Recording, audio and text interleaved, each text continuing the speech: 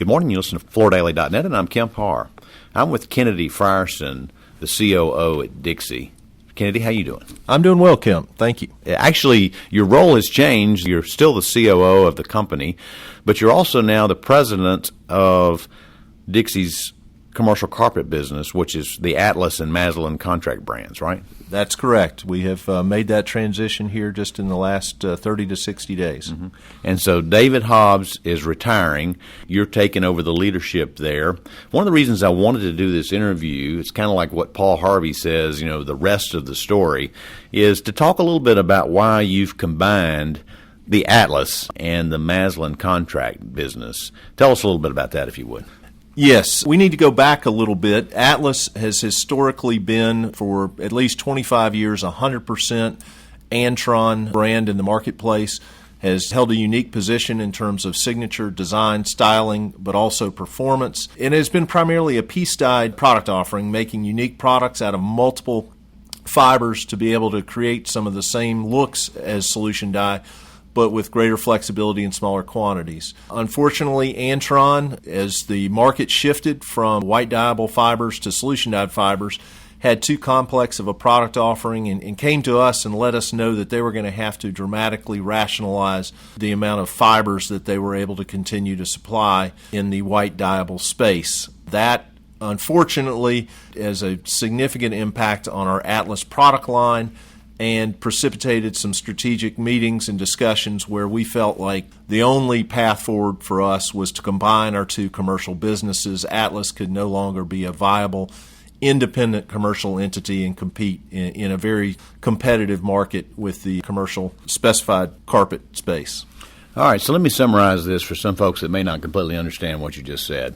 You've suffered a supply relationship, which makes sense because I think everybody knows the tonnage of carpet fiber produced now is down, and Antron, which is a Koch Industries and Vista organization, has rationalized where they can make money, and they've dialed back on the number of styles. White dyeable, it was kind of the USP, the unique selling proposition for Atlas. I think 75% of the products that they made were white dyeable. Much of the carpet now produced in the commercial business is solution dyed, which means the color is melted in at the time of manufacturing of the yarn. So since Atlas could no longer support their unique position in the business with white dyeable fiber, you've been forced basically to consolidate and move all of the manufacturing assets down to Alabama. Is that right?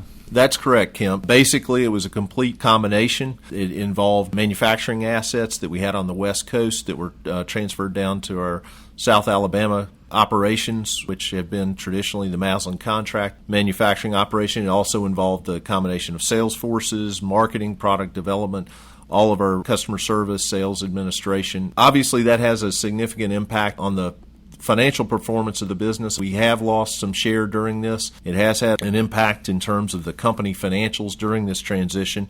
Do want to thank David Hobbs because he was absolutely critical in leading our company from where we were to where we are today. Today, we feel like we're a much stronger competitor than either Atlas or Masland was by itself. By combining the sales force, we feel like we've got a very strong representation in the key markets across the country. We feel like we've upgraded our overall sales effort. The combination of the different tufting technologies that Atlas had and Masland had have really given us a broad array of capabilities that we're able to bring to the marketplace. Our combined product offering is much stronger than either one was separately, continuing to build on the unique patterns and designs from the Atlas side and the broader assortment of price points still with high styling that Masland has had, with broadloom, tile, LVT, and probably the best area rug program in the commercial market space. Our offering, our custom capabilities, we feel like we're able to go to market and compete much more effectively